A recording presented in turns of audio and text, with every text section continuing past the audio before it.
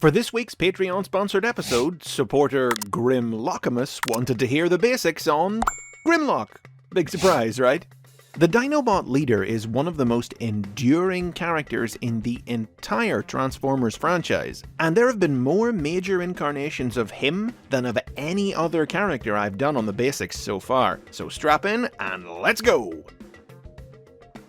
The original Grimlock toy started out as one of the Dinosaur Robo, released as part of the Japanese toy line Diaclone in 1984.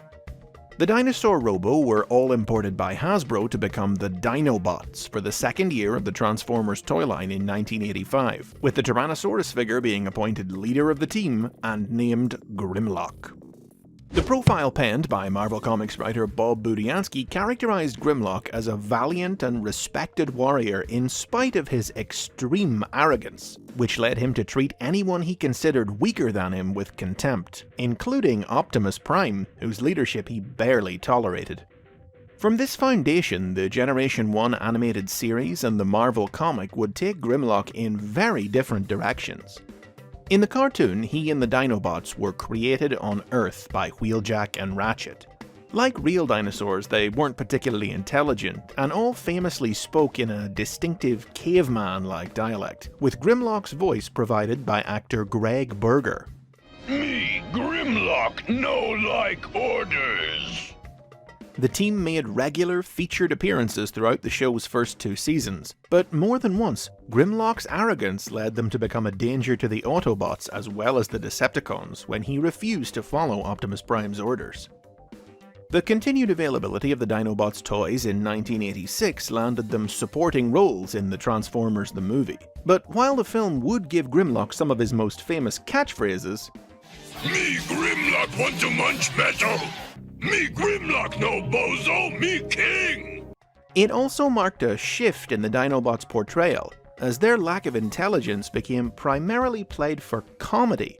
This continued into the subsequent 3rd season of the cartoon, in which Grimlock usually appeared separate from the other Dinobots, as more of a comedy sidekick to the rest of the cast. And he even received a showcase episode all of his own, in which he was temporarily granted super intelligence and built the Technobots, in a Flowers for Algernon parody that Berger considers his favourite episode of the series. In their very different origin from the Marvel comic, Grimlock and the Dinobots were part of the crew of the Autobot spacecraft when it crashed on Earth 4 million years ago.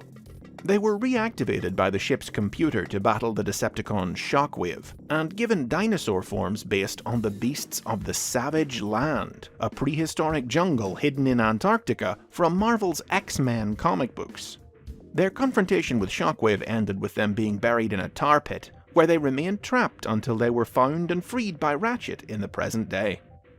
Grimlock became the instant favourite character of British writer Simon Furman, who wrote multiple original stories about him and his team for the United Kingdom's version of the comic that played up their role as anti-authority outsiders. But it wouldn't be until the cartoon was winding down and the Dinobots toys were about to be discontinued that Grimlock and his team really came to prominence in the US comic. Following the death of Optimus Prime, Grimlock's defeat of the giant Decepticon Trypticon led him to be voted in as the new Autobot leader, but the Autobots quickly came to regret their decision when Grimlock went from being merely arrogant to a full-blown crown-wearing tyrant. In an example of the cartoon's popularity influencing the comic, Grimlock switched from speaking normally to using the cartoon's caveman speak at this point, explained by the UK comic as something he did deliberately to downplay his intelligence, since he believed intelligence was a sign of weakness. After 2 years as leader, Grimlock was phased out of the comic when he and the Dinobots were offlined by the cosmically powered Starscream. But by this point, between the comic and the cartoon, their role as rebellious bad boys, added to the fundamental coolness of robot dinosaurs, had made Grimlock and the Dinobots some of the most popular characters in the franchise, and Hasbro capitalized upon this in 1989 to release a new Grimlock figure, a classic pretender who used an outer shell to masquerade as a human being. Grimlock was resurrected in this new form by Ratchet in the pages of the US comic book, now being written by Furman, who relished the chance to write his favourite character again. In a run of stories exclusive to the UK series in 1990, Furman elevated the reborn Grimlock to a command position once again, as he became leader of a breakaway faction of Autobots named the Earth Force.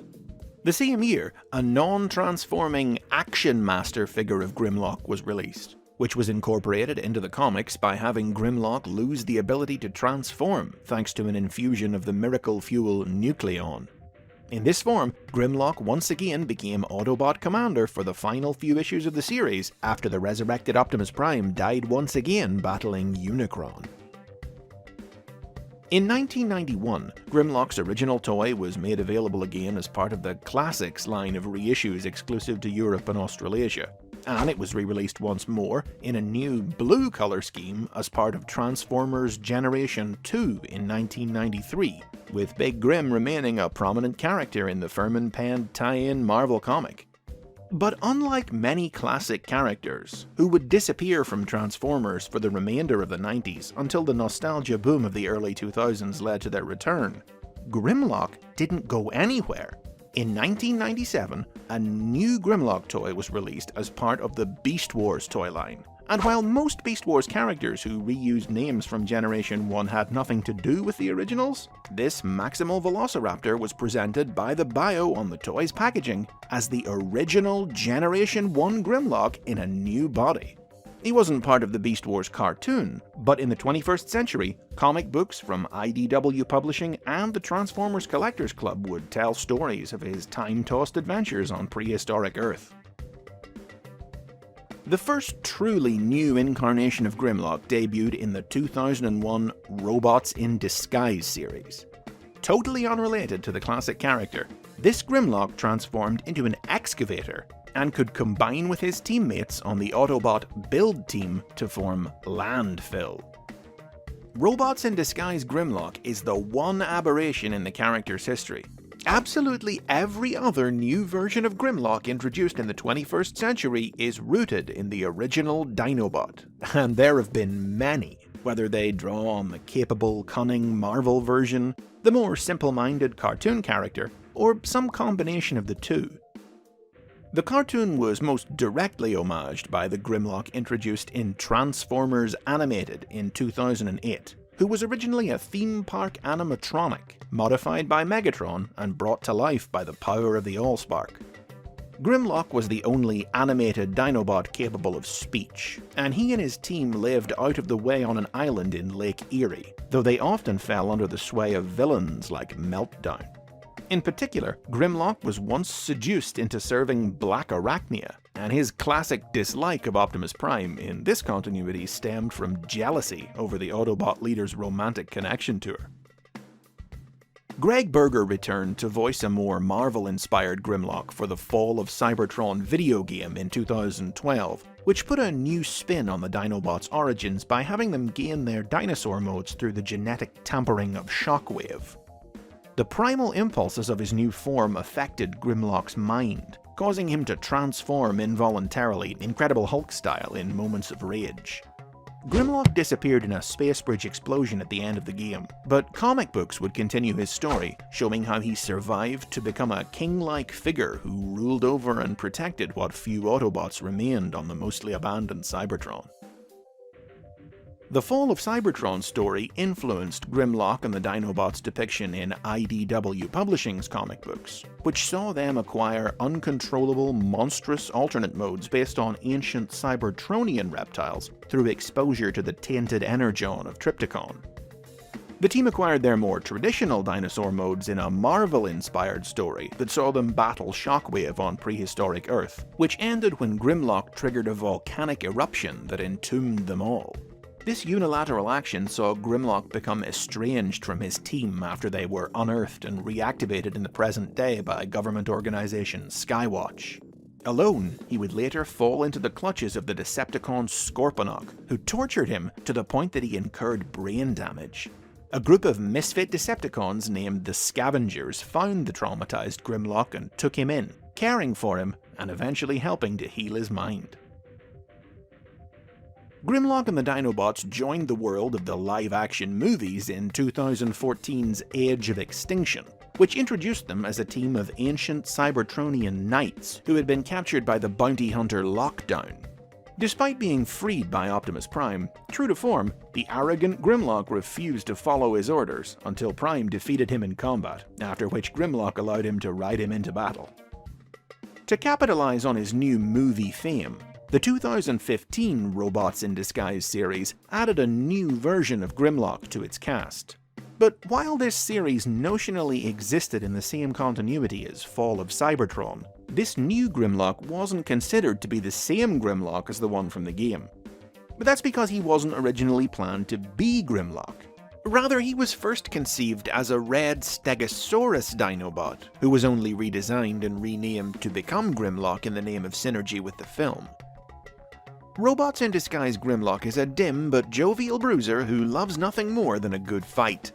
This fondness for brawling led to him being locked up on the prison ship Alcamore, but when the vessel crashed on Earth, he decided to join up with Bumblebee's team of young Autobots to help hunt down the Decepticon escapees, quickly earning their trust despite his clumsiness, impulsiveness, and the problems posed by his conspicuous alternate mode. He's most comparable to the childlike comedic Grimlock of the late G1 cartoon, like whom he even once gained temporary superintelligence. These new screen incarnations of Grimlock, and the many toys that there have been of them, haven't stopped the classic Grimlock from continuing to get new toys either, like his recent figure in the Power of the Primes toy line, which could combine with his fellow Dinobots to form Volcanicus, and which led to Grimlock appearing in Machinima's Power of the Primes cartoon, with Greg Berger reprising the role once more. Since then, another new version of Grimlock has also made his TV debut, in the new Transformers Cyberverse animated series. A new take on the character who's intelligent, cultured, and well-spoken in robot mode. You think you're tough? Well, you're not as tough as me, Grimlock! But ferocious and uncontrollable in beast mode, Cyberverse Grimlock is currently missing in action, but Bumblebee and Windblade are searching for him, and if you keep your eye on the show, he'll be returning before the end of the first season. Whew, so after all that, it should be obvious. Grimlock really is one of the most popular and unchanging characters in Transformers history, and even this lengthy episode is really just the briefest overview of his many significant adventures. What's there left for me to say except Grimlock is king. And those are the basics on Grimlock. Thanks to Grimlockimus for sponsoring this episode. As always, tell me about your favorite version of Big Grim or your favorite Grimlock story in the comments. Like and subscribe for more from the world of the Transformers, and if you'd like to sponsor an episode of your own like this one, watch out for slots to open up on Patreon.